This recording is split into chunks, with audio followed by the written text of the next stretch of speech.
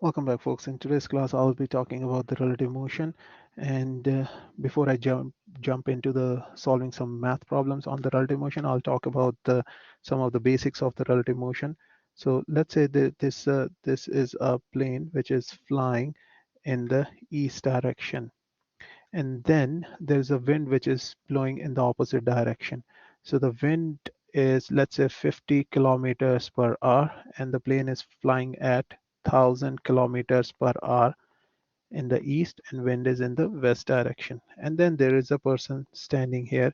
This person will see that the plane is flying at 950 kilometers per hour because this wind is causing an obstruction.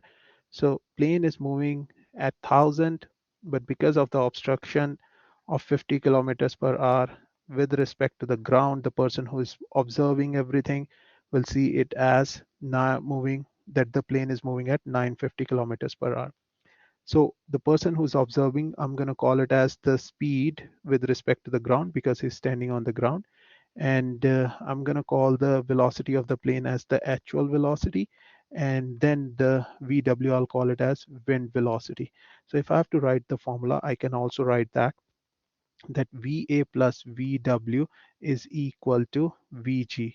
Now you can argue that I've subtracted the VW from the VA, but I'm writing down as VA plus VW because VW is in the opposite direction. So VA plus this VW is in the west direction. So I'll call it as negative VW equal to VG. Now this is 1000 minus minus 50, which will give you Vg value, which is 950 kilometers per hour equal to Vg. That's how we'll calculate it. Now, if the wind is blowing in the same direction as that of the plane, then I will add them up because this is, let's say this is VW and this is VA. Now the person standing on the ground, he will perceive it as that the plane is flying at the speed which is the addition of VA and VW. So value will be equal to VA plus VW in that scenario. So this, let's say again, this is 1000 kilometers per hour and this is 50. So this will be 1000 plus 50, which comes out to be 1050 kilometers per hour. So that's how we can solve the relative velocity problem. So this was a very basic problem. Now, uh, and then this was more of a one dimension problem. Let's say if the wind is blowing at 90-degree angle. So this is the trajectory of the plane is moving at 1000 kilometers per hour, and the wind is blowing in the north direction in this scenario. So how I'm going to solve this question? When again the plane is moving in east direction, wind is blowing in the north direction. So what will be the relative velocity of the plane with respect to the ground? So if the person is observing from the ground, how he's going to observe it? Again, I'm going to apply the vector addition and subtraction, but this is a 2D problem. And then one more thing is given to us.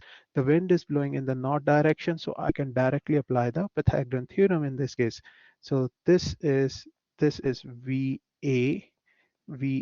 and VW is, I can represent it here, collinear property of the vector. So this is VW, and with respect to the ground, the person who's standing on the ground down here, he will observe it as the plane is moving in this direction. So with respect to the ground, plane is moving somewhere in the northeast direction. So this I will call it as VG.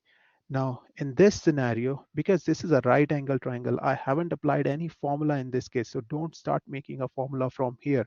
So if I write it as VG square equal to I shall write this one as VA. This was the actual plane trajectory.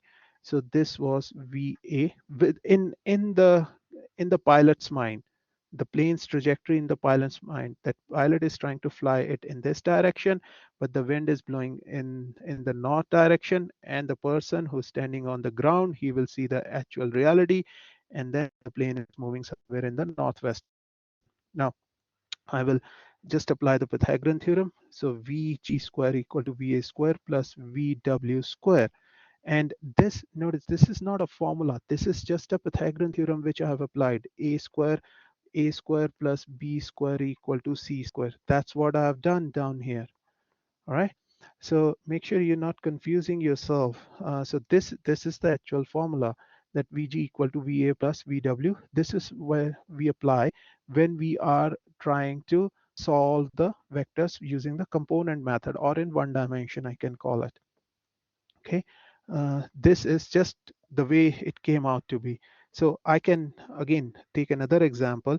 Let's say the wind is blowing in this direction now, VW, and then pilot starts from here down here, and he wants to go straight across in the east direction. This is where he wants to end up, because the wind is blowing in the north direction. So obviously the pilot has to fly his plane somewhere in this direction. So this will be the actual trajectory of the plane. So I'm going to call it as VA, and the trajectory which I mean that the pilot will fly the plane in somewhere in the southeast direction. So if I complete the navigation system, so this is east, this is south. So pilot will fly it in the southeast direction. This is VG. VG means the person who's standing on the ground, he will see that the plane is flying straight across. Now, if I have to apply the formula on this one, I will apply the formula as VA square equal to VG square plus VW square. So did you see the formula now changed compared to the previous one? So this is basically what I wanted to tell you, that I'm not applying any formula here. It's more of a Pythagorean theorem which I'm applying depending upon how the question is framed. Okay, but three things are there which will always stay common. That is VA, VW, and VG.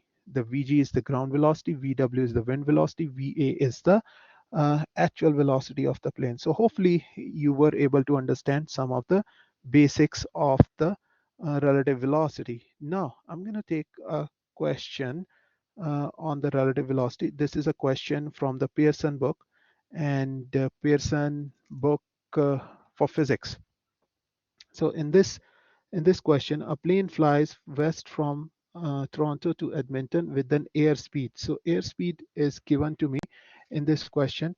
So the plane is flying with the VA, which is equal to 789 kilometers per hour, and the wind is blowing straight across in the north direction. So the wind is blowing in the north direction, which is VW, and 56.3 kilometers per hour, that is in the north direction. Notice this in which direction the plane is flying, that is not given to us. Now what we wanted to do is find the direction the plane would fly to compensate for the velocity of the wind. So obviously the plane is flying from Toronto to Edmonton. So I'm going to assume that is Toronto is straight across. This is Edmonton, and this is Toronto, and I'm considering this one as that these two places are straight across. So now if the plane is flying, plane wants to go in this direction, that's where the plane wants to go at, and then we are given the velocity of the wind, and velocity of the wind is in this direction, and plane should fly in which direction to compensate for the wind velocity, VW. So how I'm going to draw this? So the plane, obviously plane should fly somewhere in this direction. If the plane's not going to fly in this direction, then the plane will be somewhere up here in the Fort Mac, isn't it? So what we can, again, I had to make this assumption that Toronto is in the east coast of the Edmonton, straight across in the east. Now starting from again we will see how we can draw the diagram. So one thing I will like to tell you, always when you are drawing the diagram, always remember this thing, that the tail of VW arrow, so this is the tip, this is tip, and this is the tail. So, and what we wanted to do, tail of the VW should be at the tip of VA. So if this is VA vector, VA, the tail of the VW should be at the tip of VA. That's how we should always draw the diagram. So the pilot should fly somewhere in this direction, and then wind is blowing in this direction. So I've you know so I made sure that I always follow this rule, that tip of the VA, actual velocity vector, should touch the tail of the VW vector. Now I will complete this, and then VG and VA will start from the same point. VA will start from same point. So these are the two rules we need to remember. Now this is VG, ground velocity, and this is VA, and this is VW, and this value is equal to 56.3 kilometers per hour, and VA value is 789 kilometers per hour, and uh, the plane flies from west to Toronto with an airspeed. The airspeed is given to me 789, and we wanted to find out the VG and also the direction of the plane. So these are the two things we wanted to find out: plane speed relative to the ground, and also the direction in which the plane should fly. So we have these two numbers. This number is 56.3. This is 789. And I can apply the Pythagorean theorem to find out the VG value. So VG square will be equal to VA square minus VW square. All right, because this square plus this square is equal to this square.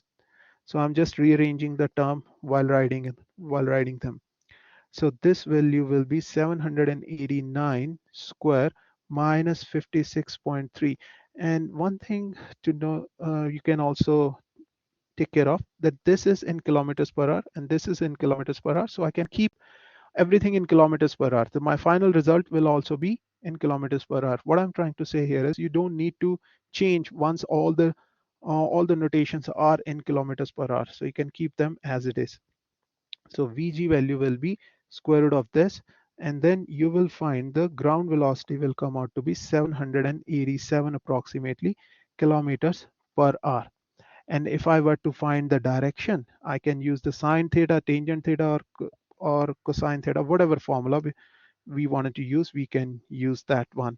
So if I use the sine theta is equal to opposite upon hypotenuse.